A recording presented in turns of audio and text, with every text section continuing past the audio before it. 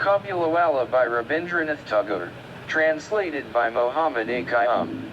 My 5-year-old daughter Minnie is a chatty girl and likes to talk all day long.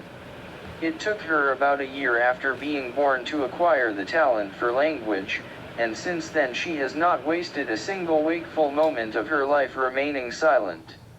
Often her mother chides her to keep quiet, but I can never do that. Seeing the girl mute even for an instant seems so odd and unusual to me that I find it unbearable. That's why my conversation with Minnie is often feisty. One morning as I had just started writing the 17th chapter of my novel, Minnie walked into the room and began, "Dad, our sentry Ramdale doesn't even know how to pronounce the word crow. He is so backward." Before I could begin to enlighten her on the differences between languages, he launched into another topic. "See, Dad, Vola was saying that when elephants lift water with their trunks and spray it from the sky, it rains." Dear, oh dear. Vola can speak such nonsense. He can rant day and night, without making any sense. Without waiting for my opinion on it, she asked me out of the blue, "Dad, who is Mum to you?" "Sister-in-law," I thought to myself, but to Minnie I replied, avoiding the complicated question, "You go and play with Vola. I have some work now." At this, she flopped beside my feet, close to my feet, and began to play a game of knick-knack with her hands and knees, rapidly chanting a nursery rhyme. In the 17th chapter of my novel, Pratap Singh was jumping off the high balcony of the jailhouse at this time, with Kanchanmala, into the river below in the dark of night. Stopping her game abruptly, Minnie ran to the window which overlooked the main road, and began calling out at the top of her voice, "Kabuliwala, oh Kabuliwala." A tall, shabbily clothed Afghan street vendor, with a turban on his head, a bag over his shoulder and a few boxes of dry grapes in his hands, was passing through the street slowly. I have no idea what flashed through my daughter's mind at the sight of this man, but the moment she saw him she began yelling. I thought, this nuisance with a sack over his shoulder will show up in a moment and I won't be able to finish writing the 17th chapter of my novel. But the moment the Kabuliwala, at hearing Minnie's call, turned around with a smile and approached the house, she dashed inside and couldn't be found anywhere. She had this childish fear that if someone looked through the bag of this Afghan man, several living children like herself would be found in there. Meanwhile, the Kabuliwala stepped into the compound and stood at the door with a smile and an Islamic salute. I thought, although the characters in my novel, Pratap Singh and Kanchanmala, were in dire straits, it would be unseemly to call the man all the way to the house and not buy anything. I bought a few items and soon I was involved in a rambling conversation with him on various topics including Abdur Rahman, the Emir of Afghanistan, and the frontier policy of the Russians and the British. Finally, as he was about to leave the house, he asked, "Sir, where is your little girl?" To break Minnie's unfounded fear, I called her from inside the house. She came and stood nervously, pressing against my body, and looking suspiciously at the Kabuliwala and his bag. The Kabuliwala took out some raisins and apricots from inside the bag and gave it to Minnie, but she refused to take them and remained pressed against my knees with a redoubled suspicion. That was how their first meeting ended. A few days later, as I was leaving the house in the morning for some important work, I saw my tiny daughter sitting on the bench next to the door and speaking non-stop with the Kabuliwala, who was parked next to her feet and listening to her with a grin and interjecting now and then in broken Bengali to give his opinion. In her short 5-year life, Minnie had never found a more intent listener before other than her father. I also noticed that she had lots of nuts and raisins tied up at the loose end of her small sari. Upon discovering this, I asked the Kabuliwala, "Why did you give all these to her? Please don't do it again." With that, I took out a half a rupee coin and gave it to him. The Kabuliwala took the money without any hesitation and put it in his bag. On returning home, I found that a full-scale row had broken out over the coin. Holding the white, round, shining piece of metal in her hand, Minnie's mother asked her in a rebuking tone, "Where did you get the coin?" Minnie replied, "The Kabuliwala gave it to me." Her mother chided, "Why did you take it from him?" Minnie answered sobbingly, "I didn't ask for it. He gave it on his own." I stepped in to rescue Minnie and took her out for a walk. I learned that this was not her second meeting with the Kabuliwala. He had been visiting Minnie almost daily, and by offering her pistachio nuts he had already won a large part of the girl's childish heart. The two friends had a few stock phrases and jokes which were repeated in their conversations. For example, the moment she saw Rahamath, my daughter would ask with a hearty laugh, "Kabuliwala, oh Kabuliwala, what is in your sack?" Adding an unnecessary nasal tone to the word, Rahamath would roar, "Hanty." The essence of the joke was that the man had an elephant in his sack. Not that the joke was very witty, but it caused the two friends to double up in laughter, and the sight of that innocent joy between a little girl and a grown man on autumn mornings used to move me deeply. Another routine exchange between the two was, whenever they met, Rahamath would tell the girl in his characteristic thick accent, "Missy, you should never go to the in-laws." Bengali girls were commonly familiar with the term in-laws practically since birth. But being more modern, we chose not to load our daughter's mind with precocious thoughts at such a tender age. That was why many could never fully understand Rahamath's advice. But to keep quiet and not respond to a statement was contrary to Minnie's nature. Therefore, turning the phrase into a question, she would ask, "Will you go to your in-laws?" Making a huge fist with his hand, Rahamath would pretend to punch at his imaginary in-law and say, "I'll wallop my in-law." Thinking of the plight of the unknown creature called father-in-law, Minnie would explode into laughter. It was still early autumn, that time of year when kings in ancient days used to go out on conquest. Personally, I have never been away from Kolkata, which is why my mind always wanders around the world. I am like an exile in my own home, as my mind constantly likes to travel to other places. The moment I hear the name of a foreign country, my mind longs to visit that unknown place. Likewise, the sight of an alien person brings to mind the image of a lonely hut beside a river in the midst of a forest, and I begin to imagine an autonomous, exultant way of life. Yet I am so dull and inert that every time I think of traveling out of my little world, I panic. That's why I used to mitigate my desire for traveling a little by talking to this man from Kabul in the morning, sitting in front of my writing table in my little room. The Kabuliwala blared out stories of his homeland in his broken Bengali, and I fancied it all before my eyes. Tall, rugged, impassable mountains on two sides, red-hot with torrid heat, and a caravan moving through the narrow, dusty passageway in between, turbaned traders and travelers passing by, some on camel-back, others on foot, some carrying spears, and others outdated flintstone guns. Minnie's mother is naturally a timid person. Whenever she hears a slight noise from the street, she thinks all the tipplers of the world are rushing together towards our house.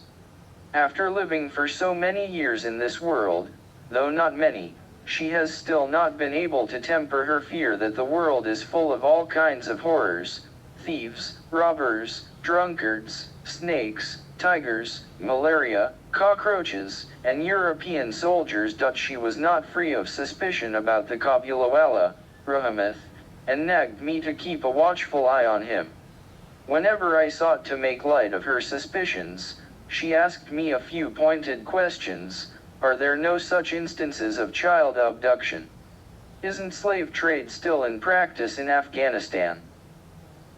Is it altogether impossible for a giant Afghan to kidnap a little child?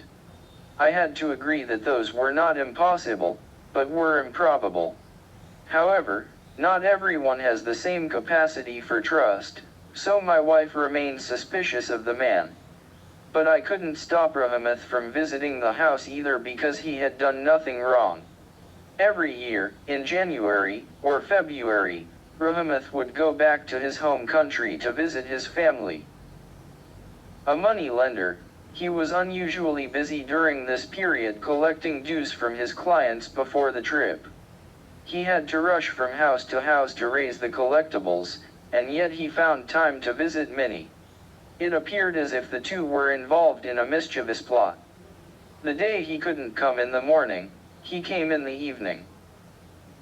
To see that huge Afghan sitting in the corner of the house in the dark of evening in his baggy clothes and customary sack would create a sudden fear in my mind. But the moment I saw Minnie rushing out of the house and greeting her friend Kabuliwala, and the chums of incompatible years engaging in their familiar bantering and innocent laughter, my heart would fill with delight. One morning I was sitting in my room and reading some proofs. It was the end of winter, but for the last few days, before the season came to a close, the temperature was freezing and almost unbearable. I was enjoying the warmth of a strip of morning sun that had alighted on my feet under the table, traveling through the glass window. It was about 8 o'clock, and most of the early risers had finished their morning walk with their necks wrapped in scarves and returned home. Just then, I heard some commotion in the street. Looking out, I saw our Rahamath in handcuffs, escorted by 2 policemen, with a whole host of street urchins trailing after them. There were marks of blood on Rahamath's clothes and a policeman was carrying a blood-stained knife. I stepped out and accosted the policeman, demanding to know what was going on. Putting together details from Rahamath as well as the policeman, I understood that one of our neighbors was indebted to Rahamath for a Rampurai shawl, and when the man denied his debt, an argument broke out between them. In the heat of the argument, Rahamath took out a knife and stabbed the man. Rahamath was in the midst of hurling abuse and obscene language at the dishonest man when Minnie came running out of the house, shouting, "Kabuliwala, oh Kabuliwala." In a flash, Rahamath's face was filled with expressions of happiness. Since he didn't have the sling bag over his shoulder that day, their usual exchange on the subject could not take place. So Minnie asked him straight off, "Will you be going to your in-laws' house?" "That's exactly where I am going," Rahamath replied with a laugh. When he noticed that Minnie did not find the answer quite amusing, he pointed to his hands and added in his heavily accented, patchy Bengali, "I would have beaten up the in-law. But what can I do? My hands are tied up." Charged with grievous injury, Rahamath was sent to jail for several years. We almost forgot about him. Living our days through our daily routines in the security of our home, it never occurred to us once how this free-spirited man from the mountains was spending his years within the secluded walls of the jail. And the way Minnie's inconstant little heart behaved was embarrassing even to her father. She easily forgot her old friend and found a new one in Nabi, the Sais. Then, as she continued to grow up, she replaced all her elderly male friends, one after another, with girls of her own age. She was hardly to be seen in her father's studio. In a way, I had almost ended all friendship with her. Several years passed. It was autumn again. Minnie's wedding match had been fixed. She was to get married during the Puja holidays. This event will take the joy of our household to her in-laws' house, leaving us in darkness. It was a sunny, resplendent morning. The rain-washed sun of early autumn took the hue of pure gold. Its brilliance made even the dingy, run-down brick houses in the inner lanes of Kolkata look beautiful. The wedding music had started playing in the house since dawn. Each note of that music seemed to come right from my rib cage in a sobbing tune and spread the sorrow of an impending farewell to the world, mixing itself with the radiant shafts of the autumnal sun. My Minnie was to get married that day. There was a lot of hubbub in the house since visitors were continually loitering in and out. A tent was being put up on bamboo poles in the courtyard of the house, and the chimes of chandeliers being rigged in the portico of every room filled the air. There was no end to the rumpus. I was going through the wedding accounts in my study, when suddenly Rahamath walked into the room and stood before me with a salam. At first I couldn't recognize him. He didn't have that customary sack with him, or the long hair and his burly look. Finally, I recognized him through his smile. I asked him, "Hello, Rahamath, how long have you been back?" "I was released from jail last evening," he replied. The words gave me a sudden jolt. I had never seen a homicide before, so my heart flinched at the sight of the man. I wished he would leave the house immediately on this auspicious day. I said, "We have a wedding in the house today, and I am quite busy. It is better for you to go now." At that, he began to leave the house, but as he reached the door, he turned back in hesitation and asked in a faltering tone, "Can't I see the girl for a moment?" Perhaps he was convinced that Minnie was still the same little girl and would come out of the house running to greet him, Kabuliwala, oh Kabuliwala, as in the past. Their happy, playful relationship of old had remained unchanged.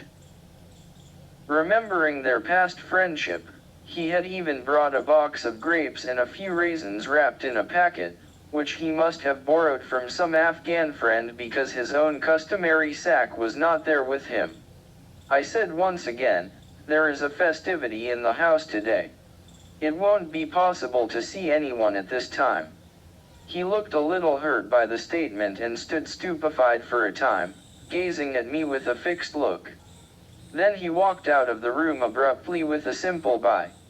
I felt remorseful and thought I should call him back, but right then I saw him turning around. Standing close to me, he said, "I brought these grapes and raisins for the little girl. Hope you don't mind giving it to her." I took the fruits from him and was about to pay some money when he grabbed me by the hand and said, "You're a generous man, sir, and I'll never forget your kindness, but please don't pay me for these fruits. Just as you have a daughter, I too have one back home. It is remembering her face that I bring these gifts for your child. I don't come here for business." With that, he shoved his hand inside his huge baggy shirt and brought out a grimy piece of paper from somewhere close to his chest.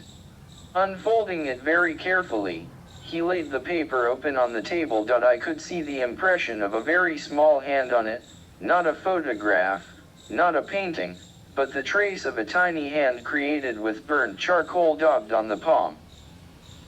Every year Rahamath came to peddle merchandise on the streets of Kolkata carrying that memorabilia of his daughter in his pocket, as if the soft touch of that little hand kept his huge, lonely heart fed with love and happiness. My eyes filled with tears at the sight of that piece of paper. It no longer mattered to me that he was an ordinary fruit peddler from Kabul and I belonged to an aristocratic Bengali family. In a moment I realized that we were both just the same. He was a father and so was I. The print of his mountain-dwelling daughter's hand reminded me of my own Minnie. I sent word for her to come out to the study immediately. Many of the women objected, but I paid no heed. In her bridal dress and ceremonial makeup, Minnie came out from the inner quarters and stood beside me coyly. The Kabuliwala saw Minnie and became confused. Their good-natured humor of old also didn't work out. In the end, with a smile, he asked, "Girl, are you going to the in-laws' house?" Minnie now understood what in-law meant. So she couldn't answer the way she did in the past. Rather, hearing the question from Rahamath, her face became purple in shame and she abruptly turned around and left. This brought back memories of their first meeting and I felt an ache in my heart. Soon after Minnie left, Rahamath slouched on the floor with a long, deep sigh. It became obvious to him that his own daughter had grown up as well and he would have to get to know her all over again. She would not be the same girl he had left behind. He was not even sure what might have happened to her in the past 8 years. The wedding music continued to play softly in the courtyard on that autumnal sunny morning, and sitting there on the floor of my house in an alley in Kolkata, Rabindranath continued to envision the images of the arid, hilly terrains of Afghanistan. I took out some money and gave it to him. You go back to your daughter in Afghanistan, Rabindranath, and may the happiness of your union bring blessings for my Minnie too, I said. I had to cut out 1 or 2 items from the eclat of the festivities for gifting that money. For example, the lighting decoration was not as gorgeous as I had wanted it to be, and the band party had to be cancelled. This upset the women, but buoyed by a benevolent spirit, my auspicious ceremony became more luminous.